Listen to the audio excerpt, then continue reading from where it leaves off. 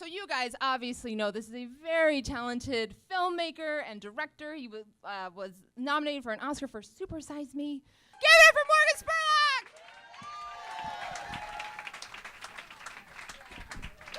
My story goes back to 2009 when I was making a film. I had the idea of a film. For years, my partner and I talked about how do we make a film that kind of takes the piss out of the advertising world and kind of looks at advertising in a different way. And we came up with an idea for a film called The Greatest Movie Ever Sold. And the whole idea behind The Greatest Movie Ever Sold is we would make a movie about product placement, marketing, and advertising, where the whole film would be paid for by product placement, marketing, and advertising.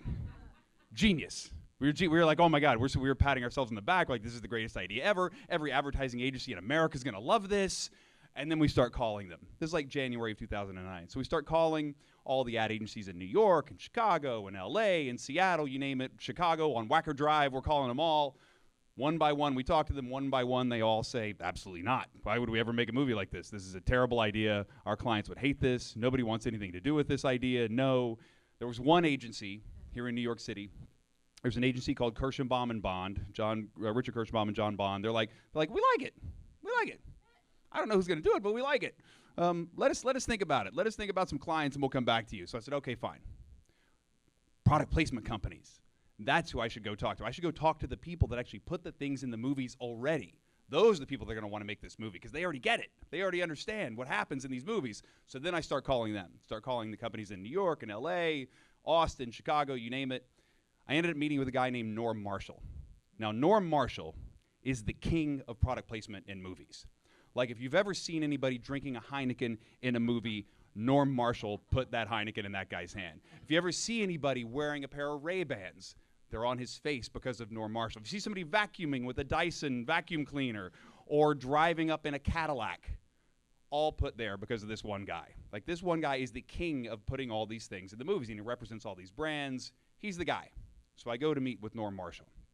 And I pitch him the idea for the movie, and he just stares at me for what feels like a very long, uncomfortable period of time. And he goes, "You're serious?" I said, "No, I'm serious. This is going to be great." He's like, "This isn't going to be great at all. This is going to be great. It might be great for you. This isn't going to be great for me." It's like, what do you think you're going to come in here and like supersize my business, buddy? That what you think you're going to do? No, you're not. Not on my watch, pal. Not on my, I'll tell you what I'm going to do. I'm going to call everybody. Nobody's going to make this movie with you. And so I was like, whatever. Sure enough, he calls every product placement company in town before I even like get to the car. Like, he's already put out the beep, beep, beep, beep, beep, beep, beep. Cadillacs all over town delivering messages. You know, it's like, so I call up all the other companies. They're like, yeah, Norm already called us. You know, we're not interested. So nobody would make the film. So then I was like, okay, fine. I'm going to take my destiny into my own hands. I am going to start just cold calling all these brands myself. I'm just going to do it myself. I'm going to call up the soda companies. I'm going to call up the credit card companies, the hotels, you name it. So one by one. So this was like now, for the first month, 6 weeks, we called the advertising agencies. Now we're in March, going into April. Now I start cold calling the companies. So I start just going down the list, one after the other, getting anybody I can to try and talk to me. And I'm just getting no after no. Pepsi, no. Coca-Cola, no. Visa, no. MasterCard, no. One by one, all the way down. And so then I call Abercrombie and Fitch. You can see it already, right? You can already see it. You can already see how perfect this would be. So I call up Abercrombie and Fitch. And I get the woman on the phone.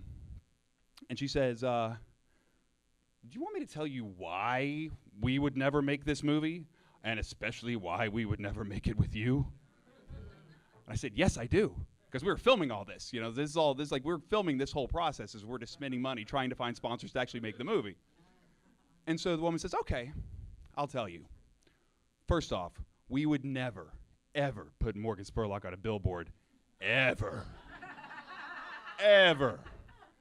She goes, first off, you are old. Like, way too old. And I got to tell you, not very good looking. Like, some people would say kind of unattractive or funny looking even.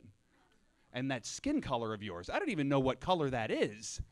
And that thing on your face, a mustache? A mustache.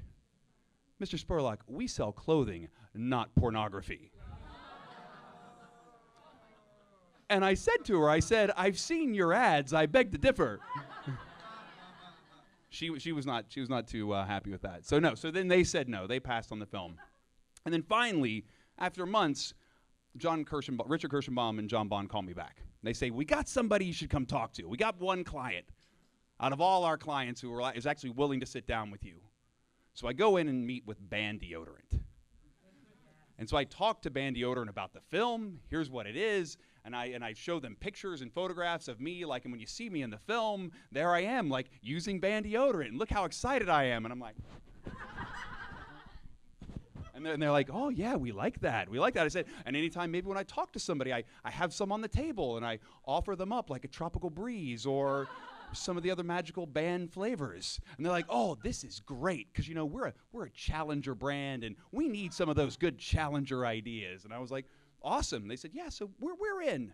I was like, amazing. I was like, so for how much? And they're like, I don't know, like 50 grand. And I was like, so now, 9 months, hundreds and hundreds of brands later, I finally got the first brand, which is Band Deodorant. And what you start to realize about the world of advertising and brands in general is no one ever wants to be first, and no one ever wants to be last. Everybody wants to be first to be second. That's what they want. And so the next day I leave, and I'm on the phone with somebody like, I don't know, it's like Hyatt Hotels or someone. It's a big dumb brand that I'm on the phone with the next day. It's a big company. It's a proper Fortune 500 company. And I'm on the phone with them, and they're like, yeah, you have this idea, I don't know. Is anybody else doing it? And I said, well, Band Deodorant's going to do it. Pause. And the guy says, well, you better come meet with us immediately. Band Deodorant, linchpin of the advertising world. Changed everything. Suddenly, every single brand wanted to be a part of this. Every single brand wanted to be a part of the movie. And so that's when I said, you know what, I need to find all the other brands that I haven't called, because I called all the big brands. So I went down, and I went to a grocery store, and I went to like pharmacies, and I walked up and down the aisle, writing down every single other challenger brand I've never heard of. What are all the other brands that don't have a nickel advertised but want to make this movie? And I went down the shampoo aisle, and I found a bottle of Mane and Tail. Now, who here knows what Mane and Tail is? Awesome and sad. But for those of you who don't know what Mane and Tail is, I'll tell you, Mane and Tail is a shampoo and conditioner that is made for both people and horses. But think about it. Think about how many times you've been in the shower with your horse and you've said, why can't there be one shampoo and conditioner for both of us? And now there is. Mane and Tail, genius of the shampoo industry. So I start chasing Devin Katzev. Devin Katzev is the CEO of the company. I'm calling him every day. I'm calling him every week. I'm chasing him down. Finally, I get him on the phone. And he goes, so tell me about this movie. And so I tell him about it and what it is. And he goes, all right, it sounds interesting, but how do you see us in the movie? And I'm like, okay. Imagine this. So the camera starts off real close on a bottle of Mane and Tail. And the bottles are huge, by the way, because they're for horses.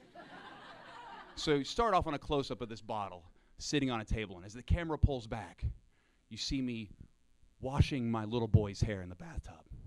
And the camera pulls back a little bit more. And then you see me washing my hair. And then the camera keeps pulling back. And then you see me turn to the other side, and I'm washing my Shetland pony. Silence. And then Devin goes, that's the greatest integration I've ever heard in my life. Oh my God, that's amazing. Woo!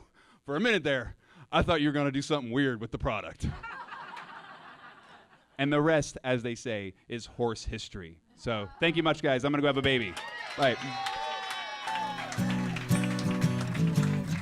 Comes the world